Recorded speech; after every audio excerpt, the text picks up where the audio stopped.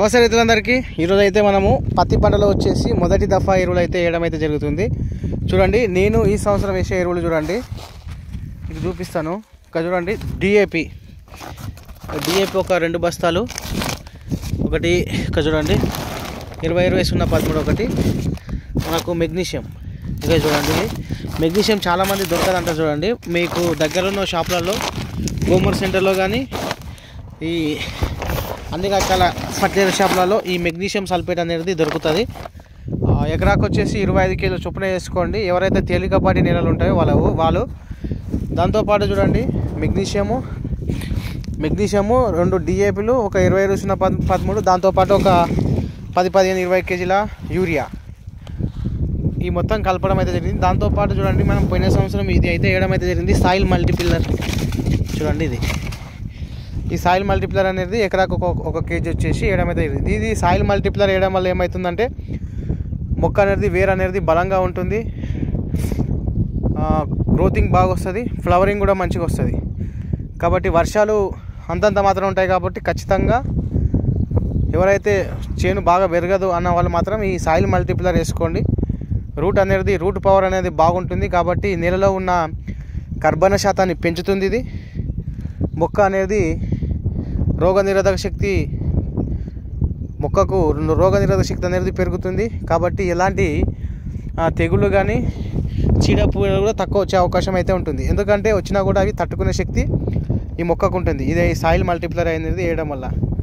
ఇంకా చూడండి, ఈ విధంగా అయితే ఉండడం అయితే జరుగుతుంది. అది ఇంకా కలపలేదు, కలపాలి. ఇప్పుడు కొద్దిగా యూరియా మనం అదైతే వేసాం కాబట్టి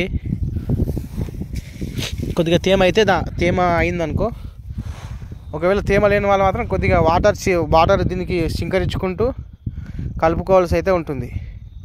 లేదంటే అది పొడిగా ఉంటుంది కాబట్టి కిందికి పోతుంది, అది కిందనే ఉంటుంది. మనము ఈ డిఏపి అంతా పైన ఉంటుంది కాబట్టి మన మొక్కకు సరిగా అందదు. కాబట్టి ఈ సాయిల్ మల్టీప్లియర్ కూడా నేను ఈరోజు అయితే వేయడం అయితే జరిగింది. ఇంకా చూడండి, మెగ్నీషియం ఈ తేలికపాటి నెలలు అయితే ఎవరైతే ఉన్నారో ఖచ్చితంగా మెగ్నీషియం అయితే వేసుకోండి. ఎందుకంటే మెగ్నీషియం లోపం అనేది చాలా మనకు రావడం అయితే జరుగుతుంది తేలికపాటి నెలలో. ఇది చూడండి మన పొలం ఈరోజు అయితే వేస్తున్నాం. వర్షం తేమ కూడా అంతంత లేదు కాబట్టి ఇక వేయాలి. వర్షం వచ్చే అవకాశం ఉందని చెప్పేసి వేస్తున్నాను. చూడండి, ఇది మీకు ఇప్పుడు ఇది గుర్తుపెట్టుకో. ఇది చూడండి మంచిగా, మీకు ఇదే ఒక 10-15 రోజుల్లో మీకు మళ్ళీ వీడియో చేస్తాను, రిజల్ట్ అనేది ఏ విధంగా వచ్చింది అనేది. ఇది చూడండి, పంట పొలం మొత్తం నిన్న లైట్గా సన్నం వర్షం వచ్చింది, కొద్దిగా తేమ ఉంది, అందుకోసమే వేస్తున్నాను. ఇంకా కొద్దిగా తేమ ఉంది, అందుకోసమే వేస్తున్నాను. వర్షం కూడా వచ్చే అవకాశం అయితే ఉంది. నెక్స్ట్ మనము దానికి ఆల్ క్లియర్ మందు స్ప్రే చేస్తాను.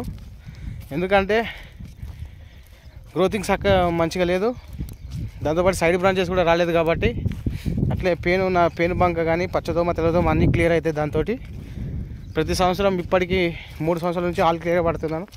ఈ సంవత్సరం కూడా నేను ఆల్ క్లియర్ కొడతాను.